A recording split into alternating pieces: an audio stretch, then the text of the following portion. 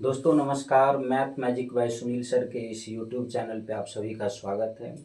आज हम लोग नया चैप्टर स्टार्ट करने वाले हैं जिस चैप्टर का नाम है introduction to trigonometry. Introduction to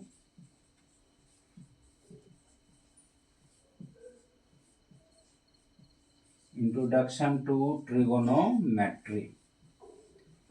इसमें जो टॉपिक्स होने वाला है पहले हम उसको क्लियर कर देते हैं। ये आपका टॉपिक्स होने वाला है। इसमें फर्स्ट में trigonometric ratios.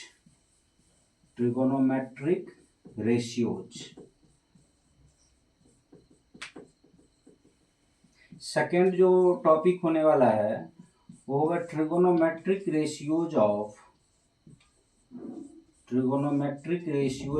Standard angle. Trigonometric ratios of standard angles.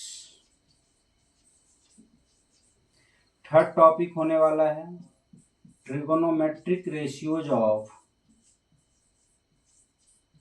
Complementary angle. Trigonometric ratios of complementary angles. और फोर्थ टॉपिक जो होगा वो ट्रिगोनोमेट्रिक आइडेंटिटीज होगा। Trigonometric identities.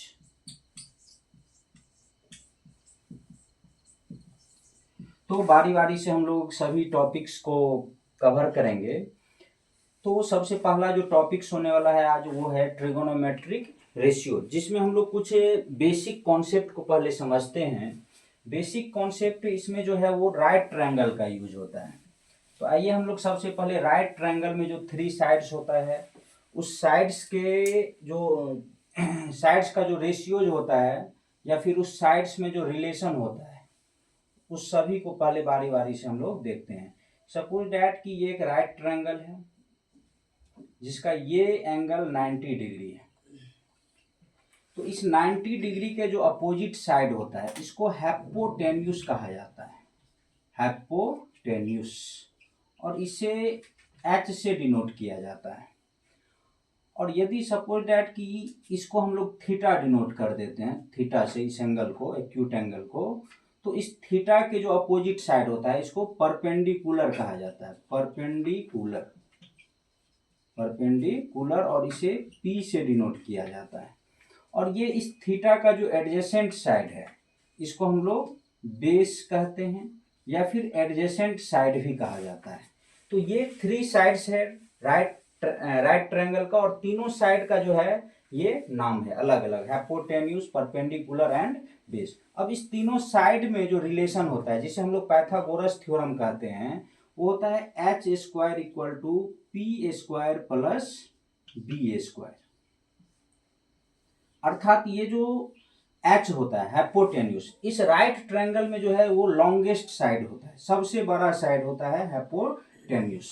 अब इस हाइपोटेन्यूज का जो स्क्वायर है इस दोनों साइड के स्क्वायर के सम के इक्वल होता है, अर्थात H² = P² प्लस B² होता है। अब यहाँ से जो है इस इक्वेशन को थोड़ा सा हम मॉडिफाई करके P² = वैल्यू लिखना चाहें तो वो हो जाएगा H² माइनस B²। और फिर यदि हम B² के लिए वैल्यू लिखना चाहे या फॉर्मूला लिखना चाहे तो वो H² माइनस P² हो जाएगा। ये तो हाइपोटेन्यूज के स्क्वायर का वैल्यू है। यदि सपोज दैट कि आपको एक राइट ट्रायंगल में P और B दिया है तो हाइपोटेन्यूज कैसे फाइंड करेंगे, तो ये जो फॉर्मूला लगाएंगे तो ये हाइपोटेन्यूज का स्क्वायर हो जाएगा। तो हाइपोटेन्यूज के लिए अर्थात H के लिए जो फॉर्मूला बनेगा तो यहाँ से स्क्वायर हटाएंगे तो RHS में जो है रूट लग जाएगा, अर्थात √P² प्लस B²। ये हाइपोटेन्यूज फाइंड करने का फॉर्मूला हो जाएगा। इसी प्रकार यदि हम लोग को परपेंडिकुलर फाइंड करना है तो P फाइंड करने के लिए जो फॉर्मूला हो जाएगा वो √H² माइनस B² हो जाएगा। और यदि हम लोग को बेस फाइंड करना है तो बेस के लिए फॉर्मूला जो बनेगा वो √H² माइनस P² हो जाएगा।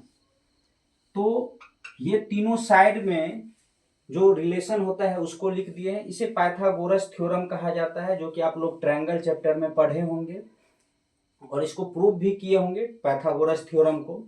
तो ये कुछ बेसिक कॉन्सेप्ट था जो कि राइट ट्रायंगल से रिलेटेड था, तो इसको पहले क्लियर कर दिए, क्योंकि हम लोग जो फर्स्ट टॉपिक्स पढ़ने वाले हैं उसमें ट्रिगोनोमेट्रिक रेशियोज, तो उसमें इसका बहुत ज़्यादा यूज है और इसी का यूज करके जो है वहाँ पे हम लोग क्वेश्चन सॉल्व करेंगे।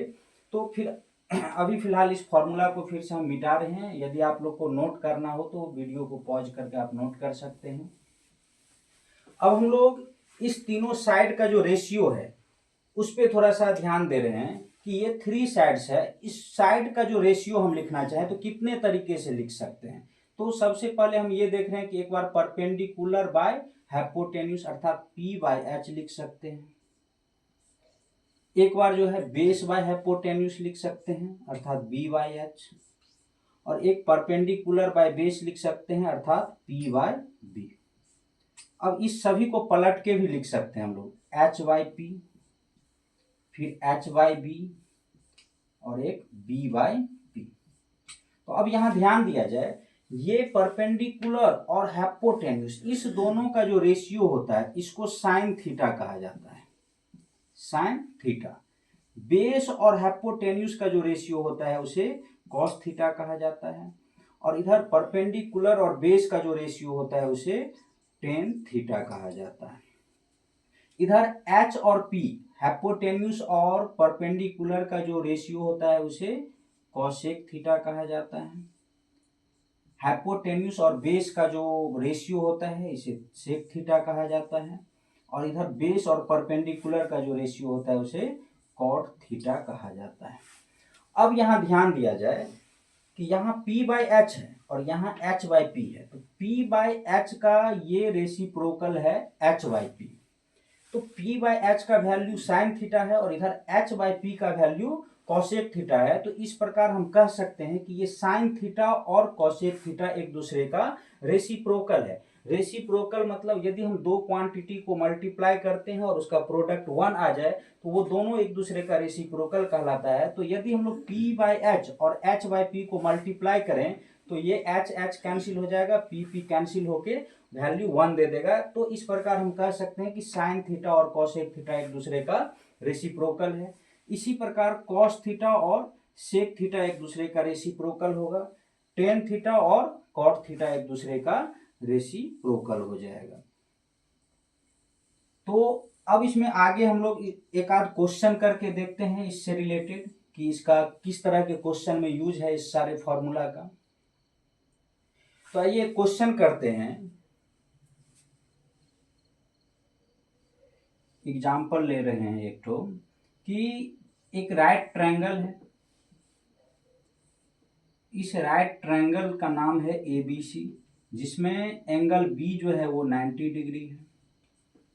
अब यहाँ पे एक वैल्यू दे रखा है, if sine theta equal to 3/5, if sine theta equal to 3/5 then cos theta equal to what, cos theta का वैल्यू क्या होगा। यदि साइन थीटा का वैल्यू 3/5 है तो कॉस थीटा का वैल्यू क्या होगा। तो ध्यान दीजिए, इसका जो सॉल्यूशन होगा, साइन थीटा इक्वल टू 3/5 ये दिया गया है, गिवन है, और साइन थीटा के लिए जो हम लोग साइड का रेशियो देख रहे हैं वो है P/H, P/H। अर्थात इस राइट ट्रायंगल में जो परपेंडिकुलर है वो उसका वैल्यू 3 है और हाइपोटेन्यूज का वैल्यू 5 है।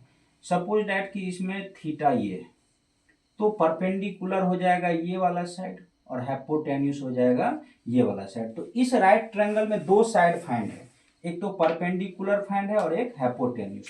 तो ये जो बेस है BC, तो सबसे पहले यहाँ पे हम लोग BC फाइंड कर लेंगे। तो BC के लिए अर्थात बेस के लिए अभी अभी फॉर्मूला बताए थे, पर हाइपोटेन्यूज का square under root hypotenuse square minus perpendicular square. तो हाइपोटेन्यूज का वैल्यू यहाँ पे 5 है अर्थात 5 स्क्वायर माइनस परपेंडिकुलर का वैल्यू 3 है अर्थात 3 स्क्वायर हो जाएगा। तो यहाँ से जो है 25 माइनस 9 अर्थात अंडर रूट 16, और अंडर रूट 16 का वैल्यू 4 आ रहा है, अर्थात BC जो है ये भी फाइंड हो गया 4। अब हम लोग को कॉस थीटा का वैल्यू फाइंड करना है। Now cos theta equal to, तो कॉस थीटा के लिए देखिए कि यहाँ पे क्या है रेशियो, बी बाई एच है। तो यहाँ पे एक बार फॉर्मूला लिख देते हैं बी बाई एच। अब बी का वैल्यू अर्थात बेस जो कि कितना निकला है 4 और हाइपोटेन्यूज का वैल्यू है 5। तो इस प्रकार जो है यदि साइन थीटा 3/5 हो तो कॉस थीटा जो है वो 4/5 हो जाएगा। यही इसका आंसर हो जाएगा।